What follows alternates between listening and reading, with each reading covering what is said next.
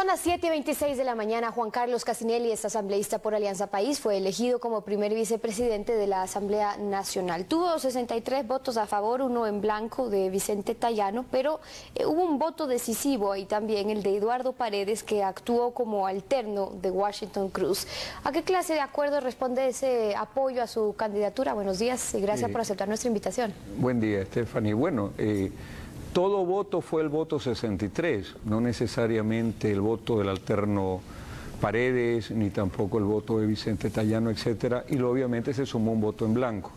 Esos votos responden a un acuerdo legislativo anunciado con anticipación, con distintos sectores, con distintas bancadas, que en un momento dado coincidimos en un acuerdo programático y que era necesario evidenciarlo a través de un acuerdo que se formuló, insisto, con anticipación y que devenía de un proceso donde estuvimos juntos en las pasadas elecciones y que era obvio y necesario además concertar con la finalidad no de elegir a los vicepresidentes en aquel jueves, sino de tener un acuerdo y una agenda programática para los próximos 2 años que permita una adecuada gobernabilidad dentro de la Asamblea Nacional.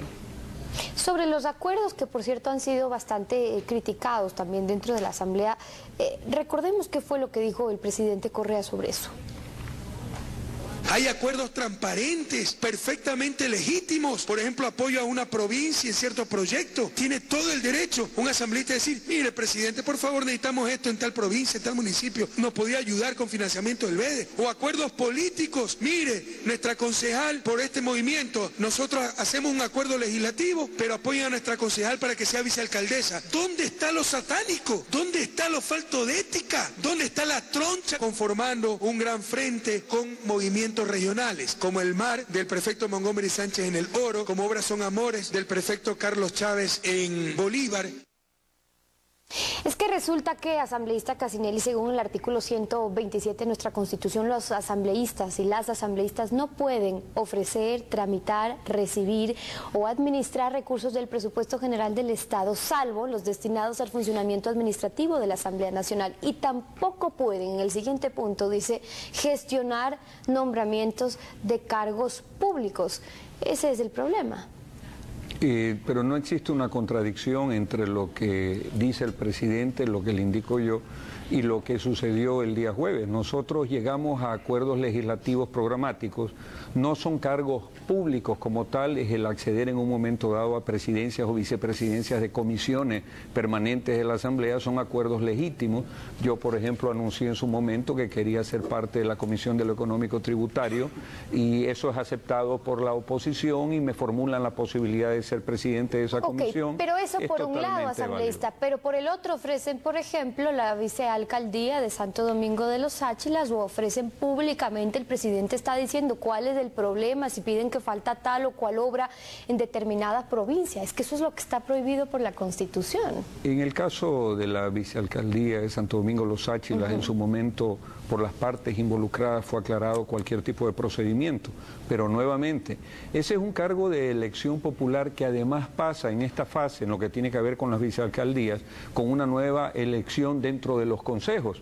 Y dentro de los consejos existe pues participación política, no estamos hablando de ese cargo público que se señala como cuando nombra a un ministro, hablamos de cosas totalmente distintas que pasan por elecciones democráticas y además pasan por acuerdos políticos amplios. No hay que confundir aquello con eso que antes se daba y que aquí no se ha repetido, ni se repetirá mientras esté este gobierno revolucionario, aquello de designar a dedo a determinadas personas en funciones públicas con la finalidad de pagar prebendas o votos. Aquí es todo lo contrario. ¿Qué acuerdos políticos amplios, como usted menciona, quedaron sellados entonces con, por ejemplo, Eduardo Paredes? Eduardo Paredes trabaja como asesor del canciller Patiño y actuó como suplente en la Asamblea. Los asambleístas, por cierto, están prohibidos de recibir ingresos por cualquier otro título, otro cargo público o privado.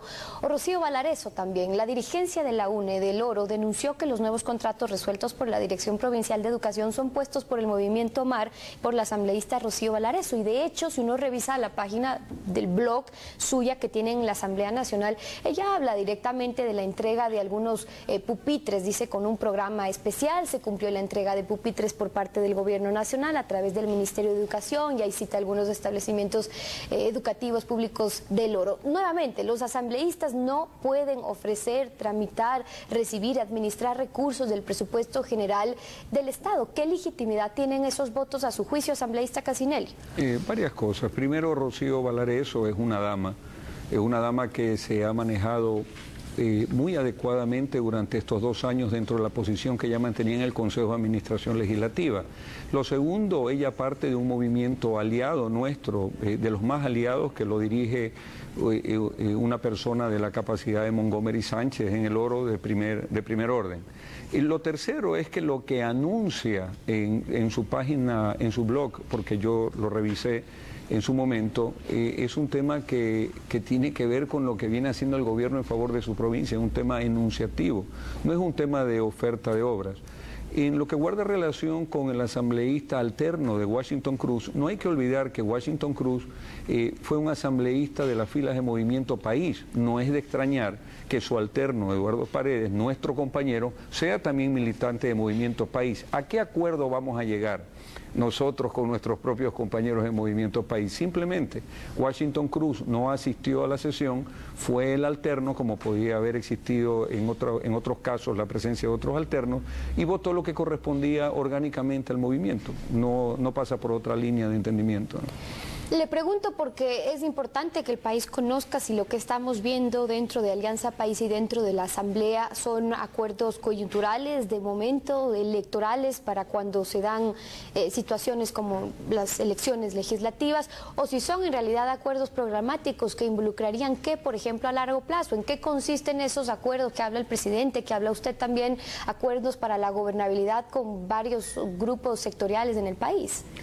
Muy importante, el precedente de los acuerdos que se hicieron como antecedente de lo que ocurrió el día jueves, no voy a decir que son inéditos en el país, pero su intencionalidad es inédita. ¿Qué buscamos nosotros? Buscamos a todos aquellos sectores de coyuntura con el gobierno que estuvieron inclusive con nosotros en la época de elecciones para buscar una conversación amplia que permita durante estos 2 años la posibilidad de poder legislar adecuadamente en función de una constitución que fue aprobada en su momento en Montecristi. Entonces, decidimos construirlo desde esa óptica porque obviamente esos movimientos acogen, agrupan a los asambleístas que fueron elegidos con el apoyo de esas tiendas políticas.